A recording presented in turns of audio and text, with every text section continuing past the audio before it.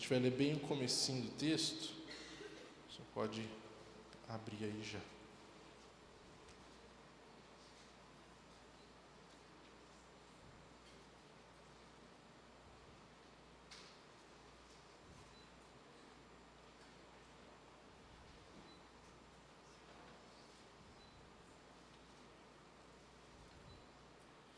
Atos 6, a partir do versículo 1, diz assim: Naqueles dias, crescendo o número de discípulos, os judeus de fala grega, entre eles queixaram-se dos judeus de fala hebraica, porque suas viúvas estavam sendo esquecidas na distribuição diária de alimentos. Por isso, os 12 reuniram todos os discípulos e disseram: Não é certo negligenciarmos o ministério da palavra de Deus, a fim de servir às mesas. Irmãos, escolham entre vocês 7 homens de bom testemunho, cheios do espírito de sabedoria. Passaremos a eles essa tarefa e nos dedicaremos à oração e ao ministério da palavra. Amém. Vamos orar rapidinho? Deus, muito obrigado, Pai, por esse culto. Obrigado porque estamos aqui. Que o Senhor possa ministrar a sua palavra em nossos corações, que teu Santo Espírito ilumine nosso entendimento, nossa mente, para que a gente entenda aquilo que o Senhor tem para nós esta noite, neste lugar, Pai. É isso, em nome de Jesus. Amém. Beleza. Aqui nós temos uma passagem no começo da história da igreja.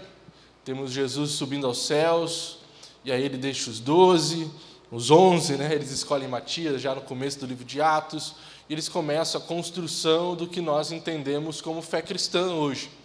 Só para deixar o entendimento mais claro, o cristianismo ele nasce como uma seita judaica. Ele não nasce como uma nova religião, mas como um braço judaico. Por isso que o texto começa dizendo que eles se queixavam dos judeus de fala hebraica, eles não se queixavam dos cristãos. Até esse momento, por exemplo, não existia nem perseguição da igreja. A igreja ainda não era uma religião perseguida.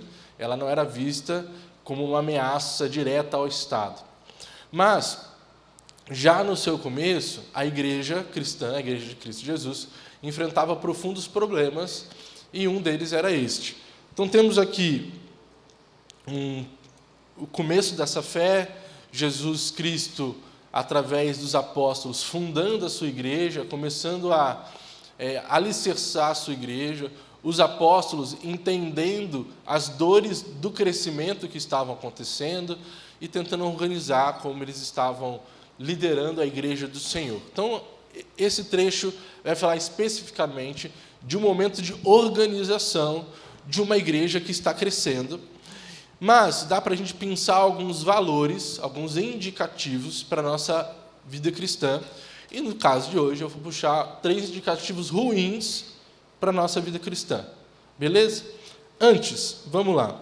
Culturalmente, existiam 2 tipos de judeus. Os judeus de fala grega e os judeus de fala hebraica. Os de fala grega eram os judeus helenistas.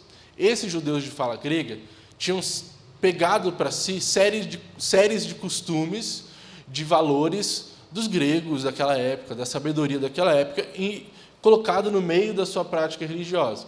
Por outro lado, nós tínhamos os judeus de fala hebraica, como Paulo. Paulo fala, eu sou judeu de judeu, eu sou um judeu raiz.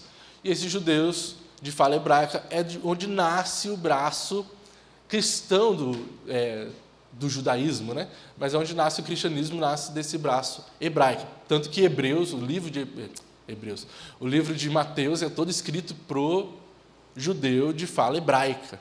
Então a gente tem essa briga entre esses 2 grupos políticos, vamos chamar assim, esses 2 grupos que discutiam ali.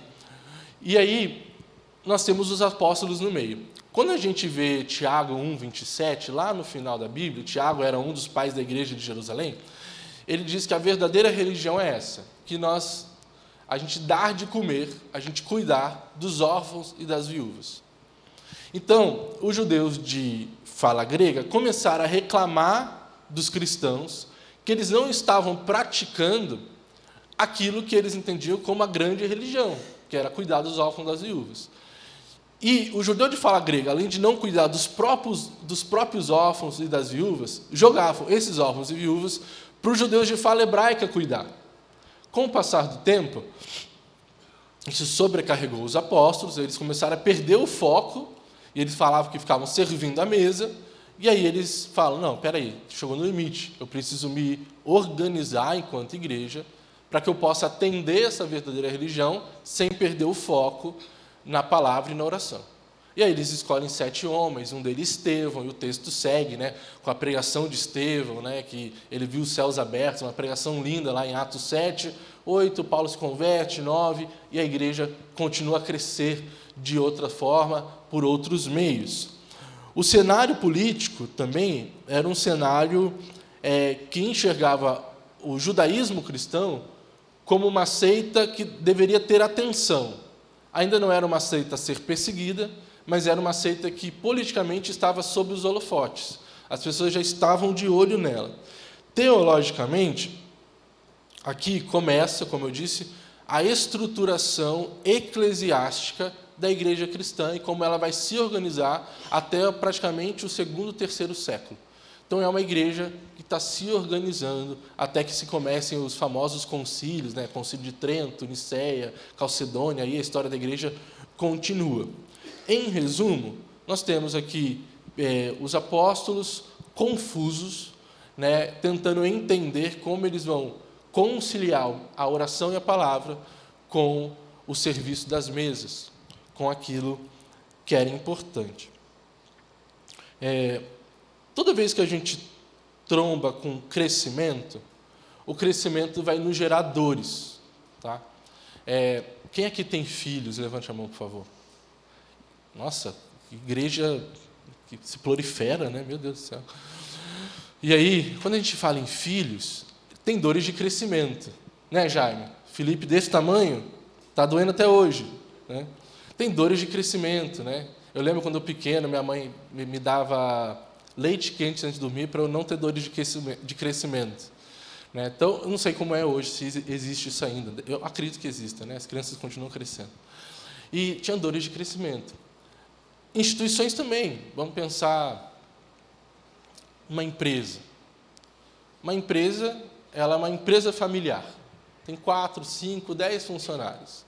Aí ela cresce, passa a ter 50 funcionários. E cresce mais um pouco, passa a ter 100 funcionários. Ela vai demandar melhor organização, vai demandar novos chefes, vai demandar novos métodos, novos caminhos, para que ela continue crescendo. A vida espiritual também. Paulo fala sobre isso. Quando criança, agia como criança, pensava como criança. Quando criança, eu queria tomar o leite espiritual. Mas eu vou crescer, e quando eu crescer, eu preciso comer alimento sólido, eu preciso estimular a minha fé, eu preciso consolidar a minha fé. Por quê? Porque eu estou crescendo. Então, a nossa espiritualidade, ela também é uma espiritualidade que cresce, que amadurece.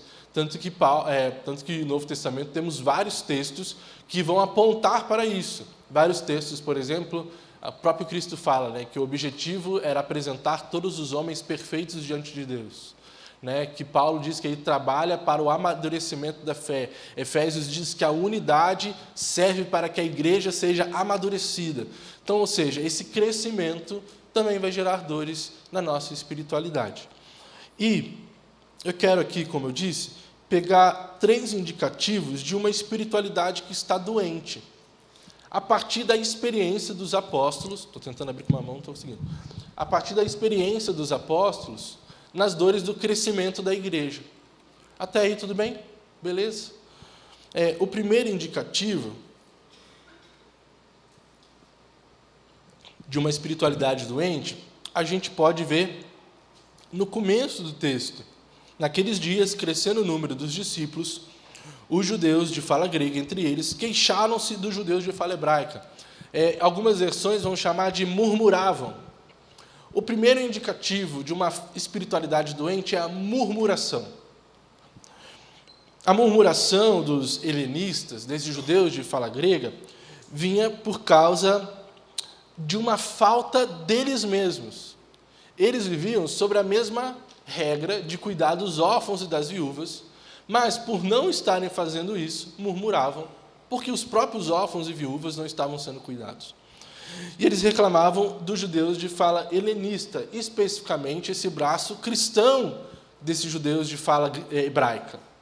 No decorrer da história cristã, a gente vai ver que o cristianismo sempre colocou-se no lugar, colocou-se naqueles espaços onde ninguém queria ir. Eu lembro no seminário que a gente, na história da igreja, quando a gente estudava isso, a gente estudava as grandes calamidades do primeiro e segundo século. Doenças, desastres naturais. E o que acontecia é que quem conseguia saía dessas cidades destruídas ou infectadas, e quem ia para lá? Os cristãos. Os cristãos faziam o caminho contrário, eles faziam o caminho de buscar a desgraça. Aconteceu o Covid-19, eles iam para dentro do Covid-19. Eles iam para lá. Por quê? Porque eles entendiam que as pessoas que ficavam lá, os doentes, ou que tiveram suas casas destruídas, ou que passavam por grandes dificuldades, precisavam de cuidado. Então, eles iam cuidar desse povo que estava padecendo de dores. E isso é simbólico no decorrer da história cristã. A história cristã sempre se colocou nesse lugar de servir o órfão e a viúva, servir o necessitado, servir quem tem menos, servir quem precisa, primeiramente os da fé, depois os outros. Então, nós temos isso muito forte como característica cristã. Até hoje, nós temos diversas igrejas que estão servindo aí. A nossa igreja tem um trabalho maravilhoso de servir alimento para quem mais precisa. Eu acho isso tremendo, eu acho isso gigantesco, quando a gente pensa na história da igreja. Uma igreja que serve às mesas, serve às pessoas. E os cristãos naquela época experimentavam e viviam isso. Eles estavam servindo a mesa. Servindo a mesa não só dos seus, mas servindo a mesa dos outros, na falha dos outros. E quem aqui está experimentando uma espiritualidade ruim? O judeu de fala grega. Porque eles murmuravam, eles começaram a reclamar.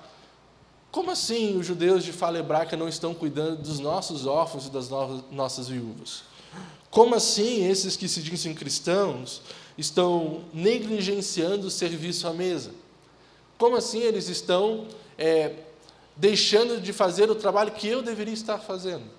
Por que eles estão construindo essa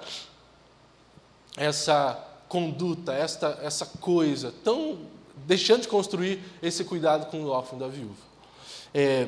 Murmuração, no seu sentido mais raso, ela é uma reclamação, ela é uma queixa. Mas no sentido mais profundo de murmuração, ela é expressão de um descontentamento que, quando não tratado, vai envenenar a minha vida e a minha espiritualidade e, por consequência, vai envenenar quem está à minha volta. Vai envenenar a minha casa, os meus filhos, os meus amigos, a minha igreja. E um coração no Senhor, ele vai tentar ao máximo não se queixar. Na história da fé judaico-cristã, a gente vai ver isso. Quando o povo foi libertado do Egito, e eles passaram 400 anos oprimidos no cativeiro do Egito. E aí Moisés vem e promove os milagres, tem um monte de filme agora sobre isso, e liberta eles e tal. E aí eles vão para o deserto, eles não têm o que comer, e Deus faz chover maná do céu, que deveria ser gostoso demais, aí direto da mesa de Deus. E Deus está dando comida todos os dias, tem uma nuvem que tapa o sol durante o dia, uma coluna de fogo que esquenta eles no frio do deserto à noite. E aí o povo começa o quê? Murmurar.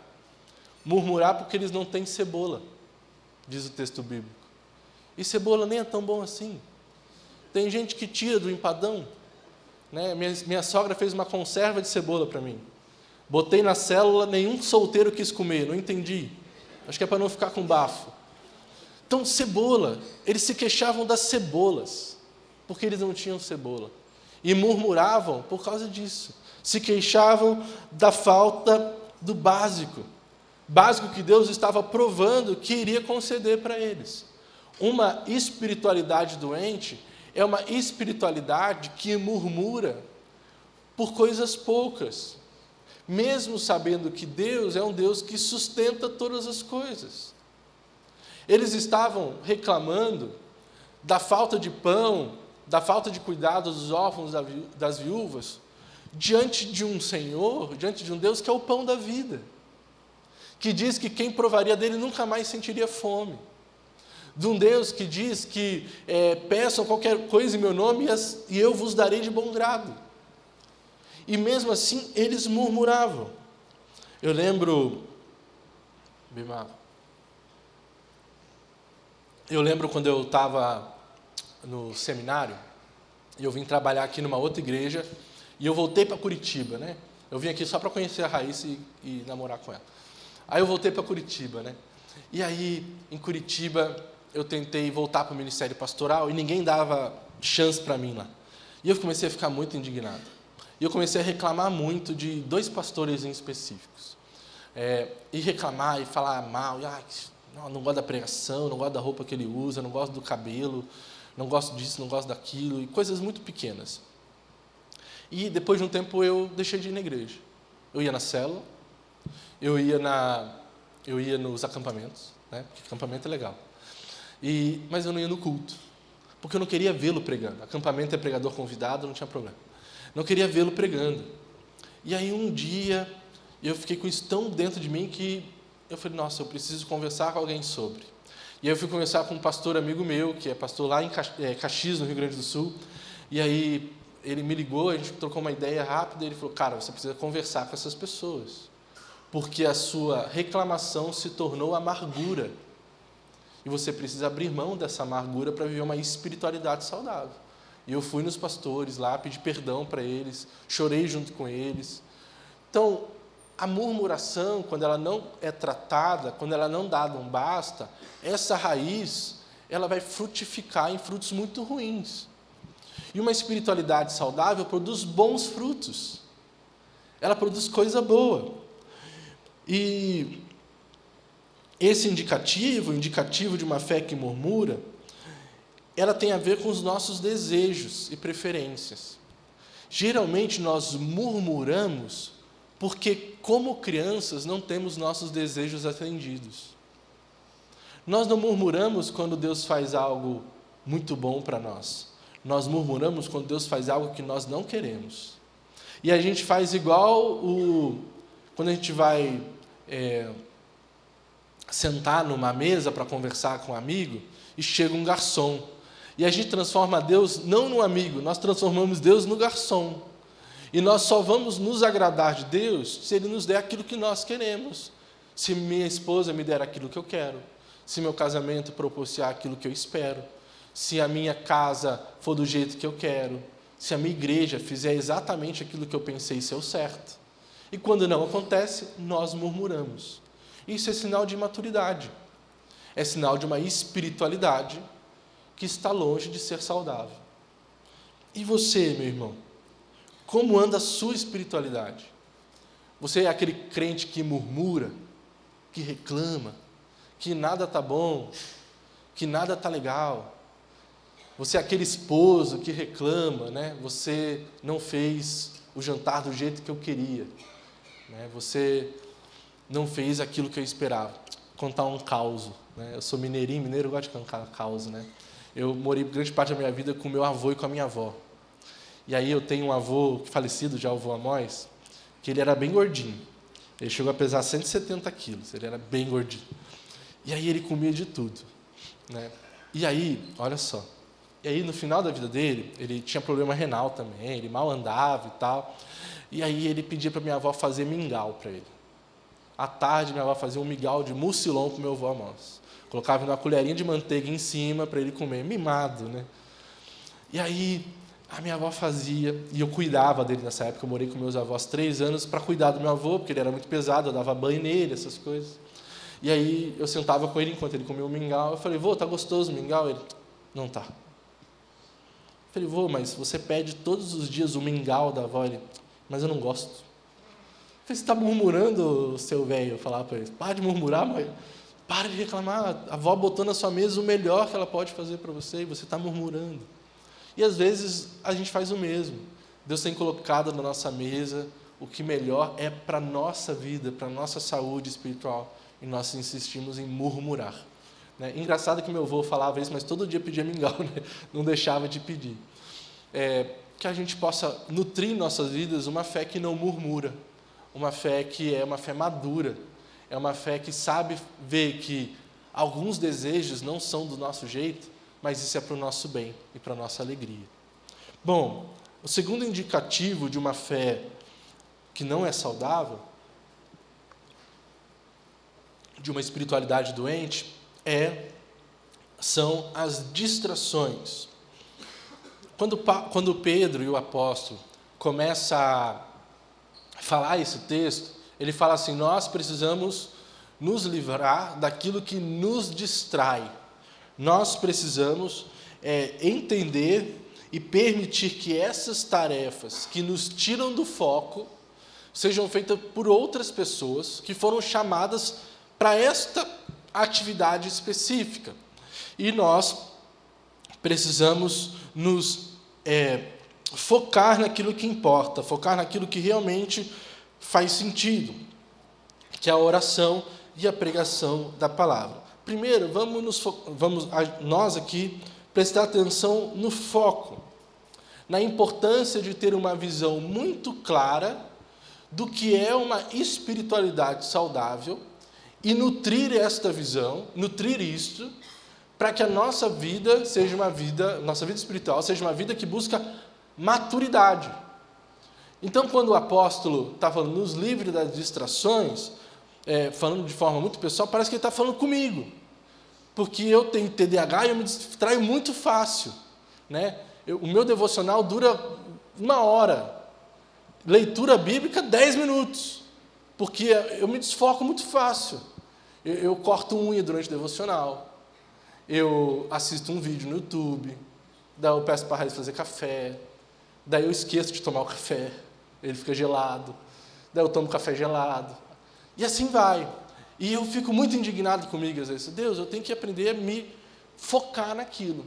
E aí, esses dias eu comprei um livro que fala sobre o abuso de telas e de TV, YouTube, essas coisas, em crianças e adolescentes. Excelente, você que é pai de adolescente, você compre este livro. É um livrinho rápido. E ele fala o quanto a exposição excessiva a telas tem aumentado as distrações e transtornos mentais em jovens e adolescentes. Quer um exemplo? Conversa 5 minutos com a Carla, que é líder em série infantil, sobre como anda a atenção das crianças. Estou mentindo, Carla? O desfoque é gigantesco. Hoje, os líderes de célula dos adolescentes, a Marina e o Ed, o Vitor e a Aline, que lideram a célula dos adolescentes, reclamam constantemente da falta de atenção dos seus adolescentes. A OMS diz que o uso saudável de celular para um adolescente menor de 16 anos é 2 horas por dia. E que deveria ser proibido redes sociais para menores de 16 anos. Que uma criança até 5 anos não deve ser exposta em nenhum momento a telas. E nós estamos sendo condicionados no nosso tempo a sermos distraídos. Nós gostamos de ser distraídos. Nós gostamos disso. Quer ver um exemplo? Enquanto eu falo aqui, deve ter alguém aqui na igreja com o celular aberto, fingindo que está na Bíblia, mas não está. Está vendo se o Vascão fez gol? Não fez, né? Provavelmente. Está vendo qualquer outra coisa. Talvez você aprendeu e se condicionou a ser dopaminado com as suas distrações. Eu peguei alguns dados aqui para a gente pensar juntos sobre distrações. Primeiro, em média, as pessoas gastam, até 2023, de 3 a 4 horas por dia no celular. Esse número tende a variar conforme a faixa etária. O iOS, a Apple, disse que as pessoas gastam, em média, dentro do iOS, 4,8 horas por dia dentro de algum aplicativo. para crianças, a American Academy de Pediatria diz que para crianças entre 2 e 5 anos, elas não podem passar nem sequer 1 hora em frente a uma tela de celular. Agora vamos falar sobre série. Quem gosta de assistir série aqui, Netflix e tal? Todo mundo gosta. Levantar a mão, né? Já era. Aí você fala assim, não vou gastar tempo com distração, vou gastar tempo com Deus, eu vou ver a novela bíblica da Record. Né? Aí você não lê a Bíblia. Deus está vendo, sogra. Minha sogra vê todo dia. Por exemplo, o consumo diário de Netflix por usuário é de 3 horas no mundo. Esses dias eu estava pesquisando por que temos menos filmes com qualidade. Os filmes parecem que estão ficando ruins, né? Estão ficando, né? Por quê? Porque as grandes indústrias estão investindo em séries, porque as pessoas passam cada vez mais tempo na frente do celular, da TV, disso tudo. Então, hoje vivemos numa era das distrações. Isso também se reflete na nossa espiritualidade. Assim como os apóstolos entenderam que para eles experimentarem o ministério do Senhor naquele tempo com qualidade, eles precisariam abrir mão das distrações, nós precisamos também abrir mão das nossas distrações. Às vezes, algumas distrações parecem muito boas, como servir a igreja. Esses dias eu estava pensando sobre a minha vida. Segunda-feira eu tenho clube do livro, terça-feira eu dou aula no curso de extensão teológica, quarta-feira eu tenho cela, quinta-feira eu tenho cela, sexta-feira vou voltar a ajudar a Marina e o Ed na cela, sábado eu prego, domingo de manhã eu estou aqui, domingo de noite eu estou aqui. Eu falei, Deus, não está certo. Assim que acabar o 7, eu vou parar de ir à minha aula. Por quê? Porque eu preciso ter tempo com a minha esposa. Eu preciso ter tempo com a minha família. E agora, final do ano, começa a vir um monte de evento, e você está em todos. Mas você justifica isso. Não, Deus, estou servindo a igreja. Não, isso não é essencial. O essencial é o próximo ponto. É onde o foco deve estar. Nós somos condicionados e gostamos de estar desfocados do Senhor. Gostamos de estar desfocados de Deus. Porque Deus vai demandar de nós uma atenção plena. E você às vezes chega no culto assim e fala, Deus, o Senhor não falou comigo essa semana, fala comigo no culto. E você não gastou 10 minutos do seu dia em oração, 10 minutos do seu dia com leitura na palavra. Tem um estudo, uma pesquisa foi feita no meio de pastores batistas do Brasil. E a maioria, pastores, não gastam meia hora de leitura e oração. Nós estamos distraídos. Um evangelho de luzes que piscam, de frases decoradas. Um evangelho que nos afasta do Senhor. Uma vida tão corrida que nos afasta de Deus. E você pensa, mas eu não tenho tempo. Tem, irmão. Você tem tempo para usar seu celular. Você tem tempo para fazer qualquer coisa, para ver um jogo de futebol. Você não vai ter tempo para Deus. Você tem tempo. Falando em futebol, vamos pensar assim. Quem foi, nos últimos 30 anos, talvez o maior nome do futebol brasileiro? Neymar. Né? Ronaldinho Gaúcho. Né? Ótimo exemplo também. Romário. Né? O que todos têm em comum? Distrações. Todos os três poderiam ser gigantescos no futebol. Talento de sobra. Se relacionam bem com quase todo mundo. Mas perderam o foco. Neymar quis jogar pôquer, Ronaldinho quis a balada, Romário virou senador. Né? Perderam o foco. Se distanciaram daquilo que eram bons.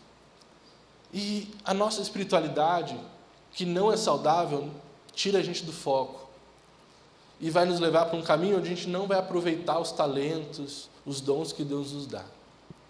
Por fim, vamos falar daquilo que importa, que é o indicativo. O primeiro indicativo é da murmuração, o segundo indicativo é da distração e o terceiro indicativo é do esquecimento. O indicativo é que nós nos esquecemos do que é importante. No final desse trecho que a gente leu, nós temos Paulo dizendo assim: e nós vamos nos ater à oração e à pregação da palavra. Nós vamos nos ater a isso. A igreja enfrentava um momento estratégico de organização, diante de um crescimento gigantesco que a igreja estava passando, um desafio de planejamento, de organização. E você pensa assim: não, Pedro deveria cursar administração e organizar essa igreja. Pedro deveria fazer uma consulta com os grandes gestores da sua época. Mas ele fala: não é isso que o Senhor quer de nós. O Senhor quer de nós oração e palavra. O indicativo de uma espiritualidade que não é saudável é o indicativo do afastamento desses dois princípios da nossa fé. E são princípios que vão apontar para o essencial. Vão apontar para o relacionamento. Fé cristã tem a ver com relacionamento com Deus. Quando a gente estuda conhecer a Deus, a gente vai aprender que existem dois tipos de conhecimento. Eu conheço Deus de forma racional, eu penso sobre Deus, eu estudo sobre Deus, eu aprendo sobre o Senhor, eu me encho de conhecimento do Senhor, mas existe um outro tipo de conhecimento, que é um conhecimento de relacionamento. Eu conhecia de ouvir falar, mas agora eu te vejo. Me falaram de ti, mas agora eu me relaciono com você. É a mesma coisa de você... Não é a mesma coisa, é parecido, tá? De você falar assim para um amigo seu: eu tenho uma namorada para te apresentar. Né? Quem é solteiro já passou por isso. Né? E a pessoa fala super bem para você: não, ele é lindo, loiro, de olho azul, alto, né? Fala bem, rico. E quando chega perto de você, não é nada daquilo. É baixinho, é feio, não é rico. Né? E aí você se decepciona. Ou, tem um amigo meu aqui, o Magal, vou falar o negócio do Magal. Uma vez surgiu uma oportunidade de emprego para o Magal. E eu vendi o peixe para o Magal. João Manuel, perdão. João, o emprego é ótimo. Você vai ter liberdade de horário, você vai chegar lá e vai ser legal, você vai ganhar bem e tal. E quando eu levei o Magal lá, ele durou 20 dias. Era insuportável o lugar. Né? Ele só apanhou lá do chefe. Né? O chefe era Machado, o nome. Eu acho que ele usou o nome como uma figura de tratamento. Né? E por quê? Porque a fé, ela não pode ser uma fé baseada de ouvir falar. Uma fé baseada em coisas que eu ouvi quando criança, coisas que eu aprendi vendo o vídeo de um pregador famoso no YouTube, ou o vídeo, pior ainda, no TikTok, de 30 segundos, de um trecho de talvez de outra pregação. A fé é uma fé de relacionamento. E como é que eu me relaciono com Deus? Oração e palavra. É nestes lugares onde a voz de Deus se torna cada vez mais audível. Dificilmente, irmãos, eu não estou falando que é impossível, mas dificilmente Deus vai te dar uma revelação para além disto. Porque essa revelação, a revelação das Escrituras, é suficiente. Ela é completa, perfeita. Dificilmente Deus vai fazer você sonhar e chover uma mensagem do céu, ou vai cair uma garrafa d'água no mar enquanto você está na praia com uma mensagem do além, vinda do Senhor. Não! Deus vai falar com você no momento em que você sentar no seu quarto, fechar a sua porta em secreto, e o Deus que te ouve em secreto te responderá. É ali que o relacionamento com Deus existe. E a nossa espiritualidade tem esquecido disso, que é básico. Que é básico. Nós precisamos orar mais. Nós precisamos ler mais a Bíblia. Nossa, Benjamin, você está falando do óbvio. Tô! Porque nós vivemos num tempo onde o óbvio tem que ser dito. Vivemos num tempo onde a verdade tem um monte de tipos de verdade, mas a verdade do Evangelho é uma só. E você só vai caminhar de forma saudável com Deus se você reservar um dia na sua agenda, um horário do seu dia na sua agenda, para falar com Deus. Intencionalmente, objetivamente, exclusivamente. Deus, este horário na minha agenda é do Senhor. Fala comigo. Irmão, talvez você tenha que acordar mais cedo. Talvez dormir mais tarde, talvez abrir mão das tantas atividades que você tem no dia, mas você precisa ter um tempo com Deus. Eu tinha um companheiro de trabalho chamado Paulo Visoto, que ele fazia o devocional dentro do carro durante o almoço, porque ele falou assim, eu gosto de malhar, então eu acordo mais cedo, eu malho, venho para o trabalho, almoço em 15 minutos, ele empesteava o escritório com a marmita dele, na hora do aquecer no micro-ondas, mas depois ele descia para o carro, e eu chegava no carro dele e ele estava lá, orando, com o Senhor. E às vezes ele subia chorando, depois do almoço, porque Deus tinha falado com ele. E era um exemplo para mim falar, nossa Deus, eu tenho muito que aprender. Eu tenho muito que aprender. E ele tocava o dia dele. Está cortando o microfone? Parou agora, será? Oi? Pega outro.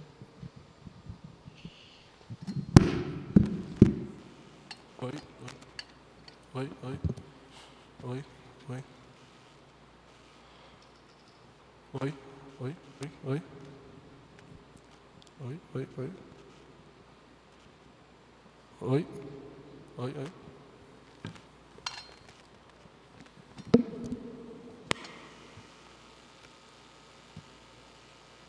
Oi, oi, oi, oi. Acho que foi sinal para encerrar a pregação, acho. Voltando, a gente precisa focar naquilo que é realmente importante na nossa fé. Focar naquilo que realmente faz sentido. Não adianta nós termos uma agenda cheia de atividades, cheia de afazeres. Falando como igreja, não adianta nós sonharmos em sair daqui como igreja, eu sonho com isso, um tempo maior. Não adianta enchermos nossa agenda de atividades se nós não dobrarmos nosso joelho diante do Senhor.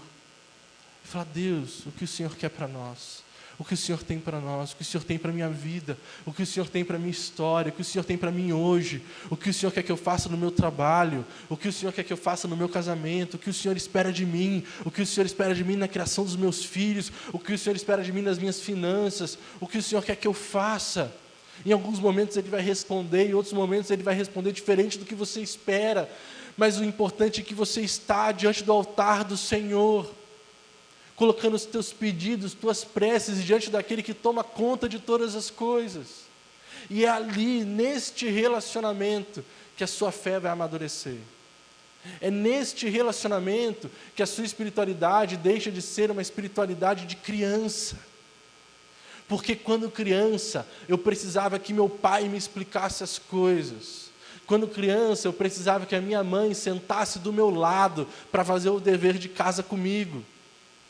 Mas hoje, Deus me manda ter o domínio próprio das minhas atitudes, da minha agenda, e separar um tempo para Ele. Uma agenda cheia, irmãos, não é sinal de uma vida tarefada. Uma agenda cheia é sinal de desorganização. E a gente se orgulha de falar assim, eu estou com a agenda cheia. Não, eu estou desorganizado. Eu preciso rever algumas coisas. Tem alguma coisa errada na minha administração de tempo. Porque a minha agenda tem que ser prioritariamente devotada diante dos pés do Senhor. É para Ele a prioridade do meu tempo. É para Ele a prioridade das minhas atividades, da minha vida. Do mesmo jeito que os apóstolos entenderam que para aquele tempo eles precisavam focar na pregação e no ensino da palavra, eu acredito que hoje nós precisamos nos lembrar do óbvio. Eu preciso de tempo de oração e tempo diante do Senhor. E eu te pergunto, como é que está a sua vida devocional? Você tem feito devocional? Você tem lido a Bíblia? Ou a Bíblia fica no porta-malas do seu carro porque você sabe que domingo que vem você vai voltar para o culto? Na primeira congregação que eu trabalhei, congregação de Contenda, olha só que nome excelente, né? Cidade de Contenda, perto de Araucária, interior do Paraná. Uma igreja com 30 membros. No segundo culto de abertura da igreja, um irmão esfaqueou o outro. Igreja muito tranquila. O nome da cidade era Contenda, porque ela era uma fazenda dividida entre duas famílias. Os Marafigo, não vou lembrar outro nome lá, mas era do Marafigo e outra família. Eles se odiavam. A nossa igreja era dos Marafigo, né? E aí na igreja, sabe o que a gente tem aqui com os dízimos? Nessa igreja tinha um igual, só que para Bíblias.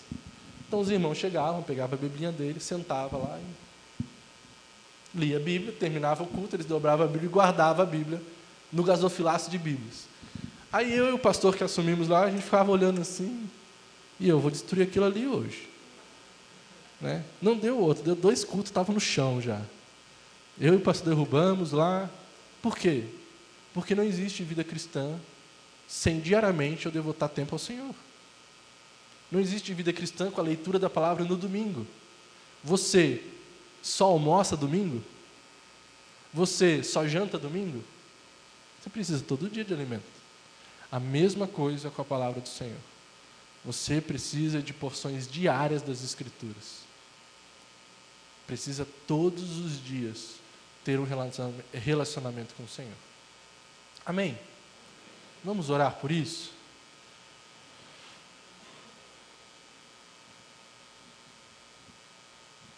Que o Senhor nos... Pedir para você ficar de pé, que a gente aproveita e já canta.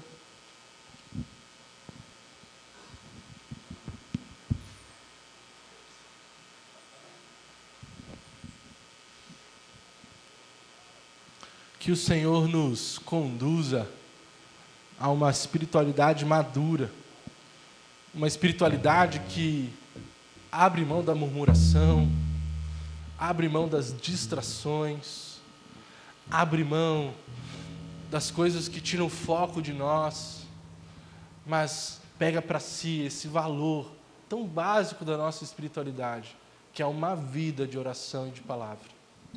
Uma vida devotada à oração e à leitura das Escrituras.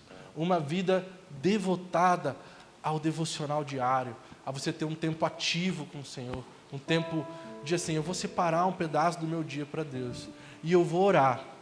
E eu vou começar uma série de vídeos, quem quiser ver lá, sobre orações perigosas. Perigosas porque são orações que Deus gosta de responder. E eu vou orar hoje uma oração perigosa. Uma oração que eu tenho certeza que se você orar comigo, Deus vai responder. Então é uma oração perigosa. Eu vou orar para que Deus ativamente, intencionalmente, abra na sua agenda um espaço para Ele frequentar. Um espaço para que Ele habite no seu dia a dia. Se você não o fizer, Ele vai fazer. Então é melhor que você faça. Que você fala, eu vou ter tempo de oração com a minha esposa todos os dias. Eu vou ter leitura da palavra com os meus filhos. Que o primeiro contato que meu filho tenha com Jesus seja através da minha boca, não da boca do meu pastor. Eu não quero falar de Jesus para o seu filho. Eu não quero ter que ensinar Jesus para adolescentes. Eu quero que ele chegue aqui convertido e fale assim, Benjamin, quem falou de Jesus para mim foi o meu pai, no meu quarto. É isso que eu espero. E eu vou orar para isso. Deus, abra uma janela na agenda dos meus irmãos. Vamos orar? Deus, eu quero te agradecer pela tua palavra, Pai. Te agradecer porque o Senhor nos convida a uma espiritualidade saudável. Uma espiritualidade que abre mão das murmurações, assim como os judeus helenistas murmuravam. Uma espiritualidade que abre mão das distrações. E uma espiritualidade que abre mão do esquecimento do básico. Nós queremos experimentar um relacionamento profundo com o Senhor no nosso dia a dia. assim como os bereanos que ouviam todas as palavras de Paulo e oravam e examinavam aquilo todos os dias para saber se era verdade, e por isso foram chamados de nobres. Eu espero que a nossa igreja seja uma igreja conhecida por uma igreja que ora e lê a Bíblia todos os dias. E quando eu brinco, Pai, de orações perigosas, é esta oração que eu te faço essa noite, Pai. E eu tenho plena certeza que o Senhor responderá conforme a sua vontade, de que o Senhor abra nas nossas agendas um espaço só teu, que o nosso dia, nossa noite, eu não sei em que local na agenda dos meus irmãos, o Senhor vai achar uma lacuna do tamanho exato do Senhor, para que o Senhor caiba, que o Senhor venha dar um lembrete, igual um lembrete de celular, na mente de cada um dos meus irmãos aqui, que eles precisam ter um tempo contigo todos os dias. Eu estou cansado, Pai, de estar tendo que relembrar o básico às vezes.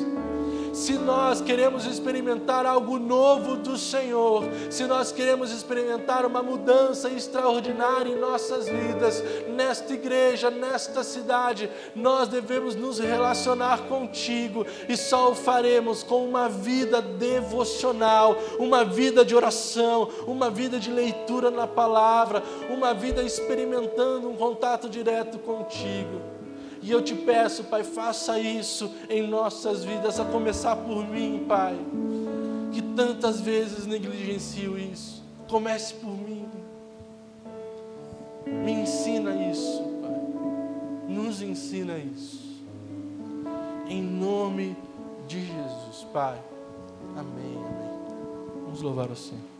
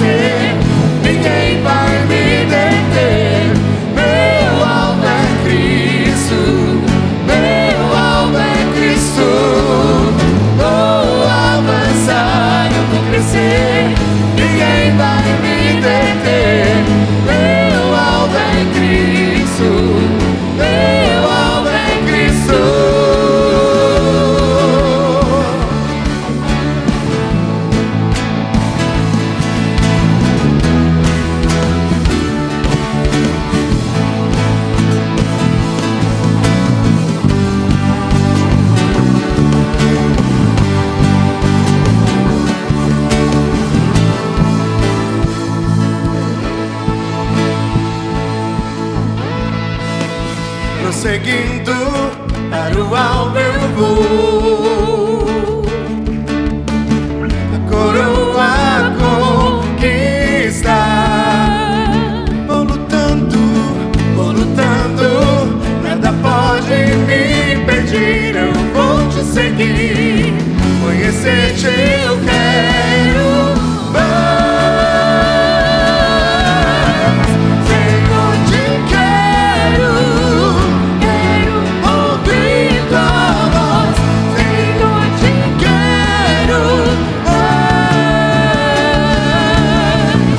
Quero tocar-te, tua face eu quero ver. Senhor, te quero mais. Senhor, te quero. Senhor, te quero ouvir tua voz. Senhor, te quero mais. Quero tocar-te, tua face eu quero ver. Senhor, te quero mais. Declare dessa estrada, que eu não me desvio nunca mais. Estou firme, eu não me desvio nunca mais.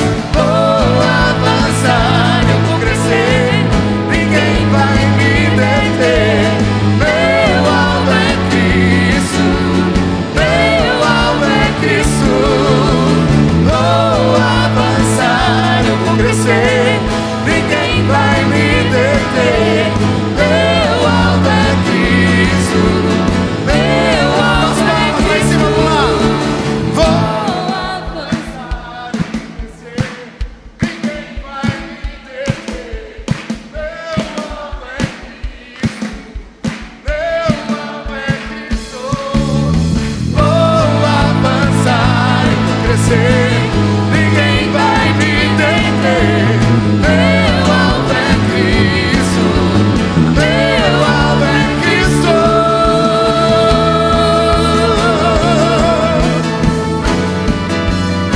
Meu alvo é Cristo.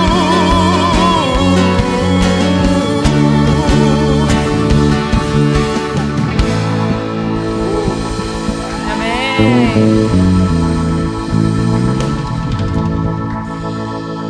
Boa semana a todos. Deus abençoe e faça a sua devocional, né?